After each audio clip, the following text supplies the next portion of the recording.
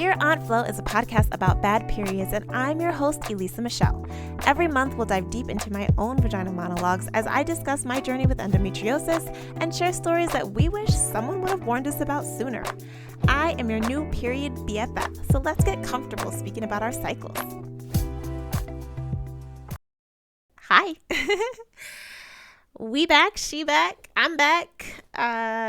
Wow, it has been a while, and you guys get me today, sweatpants and all. Don't even care.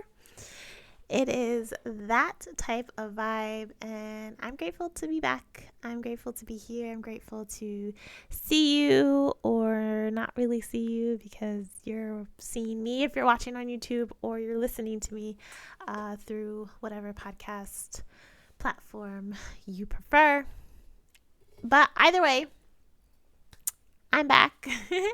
Back in the building. I haven't left the building, but I have left podcast land because I took an extended summer break. Much needed. And now I'm back and I'm coming in hot. All right? Ready to hit the ground running. Let's see what's new. I created a new logo for the podcast. I created a new visual for the podcast. And this all had been a long time coming anyway. I mean, since the inception of this podcast, I had all of these ideas, all of these grandeur ideas that I just hadn't had time, resources, money to, what is the word? Why am I losing my words? I am not on my cycle right now. We are free. Thank God Almighty. I haven't had time to implement these things. So finally had the sometimes you're going along with your day or your night and you wake up in the morning and you just get an idea and you have to do it. You have to execute it. So that's what happened one day. Randomly woke up one morning and I was like, it's going down right now. Set up a backdrop, set up all my other things, and did a photo shoot. And then I came up with a logo. Well, that was kind of a process because I'm a designer. I'm an artist. I'm sensitive about my so that took a bit of time. But I finally got out what was in my head, what was in my heart.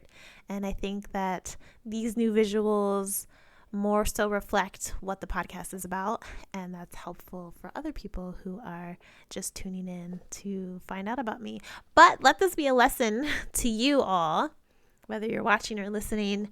I'm pointing at you. Let this be a lesson that literally nobody else knows what your plans are except for God, okay? And time has no bounds on him. So yes, just start. Do things in your own time, whatever the case, but literally nobody else knows what you want to do except for you and God. So don't stress over it. Don't fret over it. It'll happen in its own time. Like me starting this podcast in January with a random visual and logo that I just came up with on the fly because I just wanted to get this thing started. I wanted to get all of my stories and thoughts and feelings out. And so that's what I did. And up until now, that was January. So now is October. And we're finally putting out what we actually wanted to start this podcast with. So whatever. Just do it. Just start. Just make it happen. And also, things will happen in their own time because no one else knows what your plans are except for you. That was a lot. I told you. Coming in hot. I'm starting. I'm back at the jump off. Let's get it. Right. If you're new here, welcome. My name is Elisa. I started this podcast, Dear Aunt Flo, about my bad period because it's my bad period and I can call it that if I want to. If you are watching on YouTube, I invite you to hit that subscribe button, hit that like button, hit that bell for notifications for when new episodes come out, and engage with me in the comments, okay? Talk to me, discuss with me. If you're listening on Spotify or Apple, Spotify in particular, there's usually always a Q&A or a poll. I invite you to engage and interact with that. But yes, if you're listening or watching, I also invite you to leave me a review on Apple Podcasts, and that's so others can find me and we can get this community growing and learning and discussing and engaging and all the good things, okay? I don't care how bad we talk about our periods. I don't care if you have a good period and you want to come on here and offer some words of encouragement. Whatever the case, I invite you, I welcome you, and that's me. I started this as a way to share my own story as I live through painful menstrual cycles, aka endometriosis. And I share all of my experiences along the way in hopes that someone out there feels a little less alone in this journey. Endo affects 8 in 10 women, and that's just one woman too many. And so we always start these episodes with a letter to Aunt Flo, so let's get into it. Dear Aunt Flo, the beginning of summer wasn't horrible. And that's saying a lot, okay? I was still experiencing some pain, but it was manageable with meds and heating pads and a lot of raspberry red leaf tea, like a lot of tea. And to drink tea in the summertime, whew, you know it's real. Here's hoping. Sincerely fed up, Elisa Michelle. Okay, so today I want to take some time and talk to the doctors of the world, the health care professionals, emphasis on the care, the HIPAA oath keepers, and the pharmaceutical dealers. What gives? I mean, seriously though, what? I've been on my endo journey for 6 years. Which, when I think back, it probably started sooner than that with the cramps and especially with the heavy bleeding. But the real test of my life came in 2018. And I've shared my endo story at the inception of this podcast, so I invite you to pause here and listen to or watch those previous episodes, the first and second episode, because it's a part 2 series. And then get back in here because I have more to say. But the real test of my life came in 2018. And we're still fighting, okay? We are still trucking along trying to get some answers. I don't know if anyone watches the show Homecoming, the spinoff, the All-American spinoff, which was prematurely canceled, if you ask me, but I digress. Recently, there was an episode, and if you don't watch it, I'm sorry, I'm about to give some spoilers, so spoiler alert.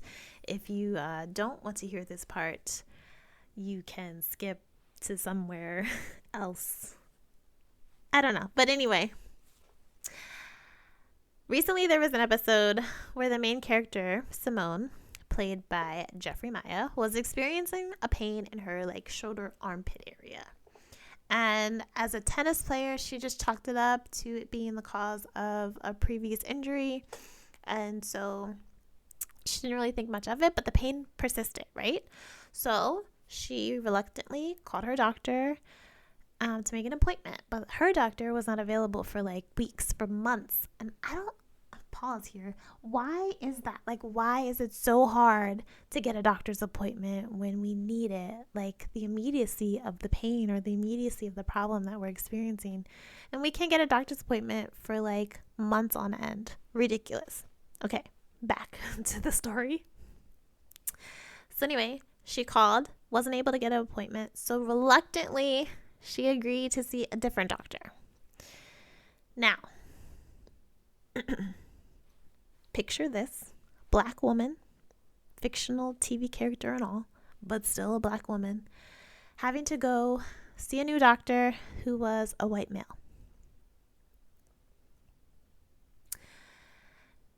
She went in with a plan to request an MRI, and this doctor basically told her to take some Advil and sleep it off. Literally, take some Advil and sleep it off. and said that she was in perfect health because all her other tests that she's been taking have come back normal. Her physical tests are fine. Like, nothing's wrong with her. Like, suck it up, basically. And you're a strong Black woman. You can take it. No, no, no, no. No, no, no. So she pushed back. She wanted an MRI. She kept requesting an MRI. He kept saying she didn't need an MRI, but I'll do blood work for you to ease your mind. So, reluctantly, again, she agreed to get the blood work done. And of course, those tests came back normal as well. It showed nothing. So she took matters into her own hand and asked a favor of a friend who knew a doctor. And she was able to get an MRI that way. And then it turned out that she had early stage breast cancer. Now imagine going to see a doctor about a pain that you are experiencing in your own body and getting told it's nothing. Let's just do some blood work to shut you up, basically. Now, I know this is just a fictional TV show character, but it was a very good representation of how hard it is for Black women to be heard when we inquire about our health. And that is my point. And that is sad, and it's disheartening, and it's wrong, and you doctors should be ashamed of yourself. How long do we have to tell someone what is happening to our own bodies for you to listen? Why does it take running through hoops and bounds to receive basic care, let alone adequate care? These TV shows aren't pulling from thin air. Jeffrey's character was surely pulling from real life experiences of women all over the world, or at least from this country, good old US of A. I myself have gone through a myriad of doctors over the years, and I'm currently not settled on a GYN because I haven't felt safe with anyone that I've seen. And unfortunately, that includes Black women doctors as well. And I'm not going to stop trying to find a new doctor until I have one that I know will advocate for me, one that I know will feel safe, especially when I can't advocate for myself. Imagine going somewhere where this pain that you're experiencing, the pain takes you over and you're no longer able to speak for yourself. You want someone in your corner. If you don't have a partner or a friend or a parent or someone with you, you need someone in your corner who will advocate for you. So think about that when you're visiting these doctors and making appointments with these doctors. Will they be with you? Okay? Will they shoot with you in the gym? Like, ask yourself that. Because when it comes down, to the nitty gritty, like, you have to have someone who's going to be in your corner. You have to. And for those who don't care for TV show examples, I have a real life friend who was experiencing cycle pain, and she thought maybe it was her IUD and she wanted to take her IUD out. But her doctor was less than helpful. She was able to finally receive an ultrasound after persistently asking for one. But as most of you know, or some of you know, they don't always show the full picture. And I let her know to maybe request an MRI because they show a deeper picture. They show a bigger picture. So she'd been toying with the idea of taking out the IUD, but her doctor was against that. Because, of course, I feel like you guys are against anything that, goes against the, just say it, monetary incentive. You guys are probably getting paid and getting, commissions for prescribing birth control or prescribing whatever, drug at the time that's popular and getting pushed. And when we don't want that thing in our body, you don't like it. And that's just not how healthcare should be. My friend shouldn't have to push this hard to get an MRI, to have her voice heard, to have her pain addressed. It's not just period pain. It's not normal behavior. And I feel like doctors, you guys need to learn to look into the root cause of these issues. Like, is her IUD properly inserted? Did it shift? Maybe that's what's causing her new pain. Does she actually have endometriosis, but it's been masked by the birth control hormones that she's been ingesting for years on end? Why are we having to push for deeper questions when you have the ability, knowledge, and wherewithal to do that for us, to answer these questions, to help us through these things? It should not be this hard. So, dear doctors, I invite you to do better. I encourage you to do better. I implore you to do better. Bring the care back into healthcare and really see our patients as more than just a paycheck. They are people. They are real life people.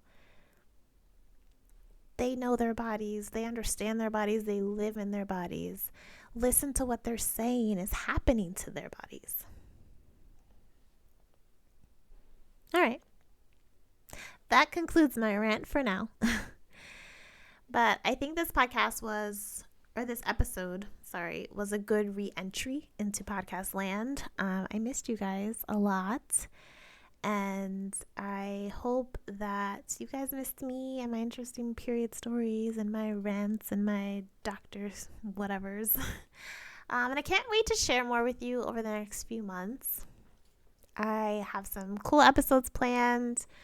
I promise I won't leave you in the lurch this time around. I did need that summer break to work on some other things that I have going on. But I am here. I am here for discussions. Please leave comments. If you have any doctor stories, I would love to hear them. Share them with us. I want this community to be an open space, a safe space first and foremost. I want this community to be an open forum for discussion, for pushback, for questions, for answers, for opinions, advice, whatever. What I don't want is for people to come on here and belittle or dismiss other people's experiences. So if you have a great doctor, wonderful, share that experience, but don't belittle the person who doesn't have a great doctor experience. You know what I'm saying? So let's just keep that in mind. But yeah, doctors, healthcare professionals, I really implore you to do better. I think that it will leave your conscience feeling a little bit lighter to know that you care, that you are standing by your oath, that you are really helping to push a people forward and not backwards. So, yes, we always finish episodes with an affirmation. So let's get into that. Affirmation for this episode is: my voice will be heard through the noise and I will rise above. So say it with me. My voice will be heard through the noise and I will rise above. I love you. I see you. I hear you. Peace. Hey BFFs, thanks for tuning in to Dear Aunt Flo. If you enjoyed this episode and would like to show support, be sure to subscribe, rate, and review on Apple Podcasts. This will help more period BFFs find our community and add to the conversation. Follow on IG at dearauntflo.pod and let me know what topics you'd like to cover this season. Catch you in the next episode, period.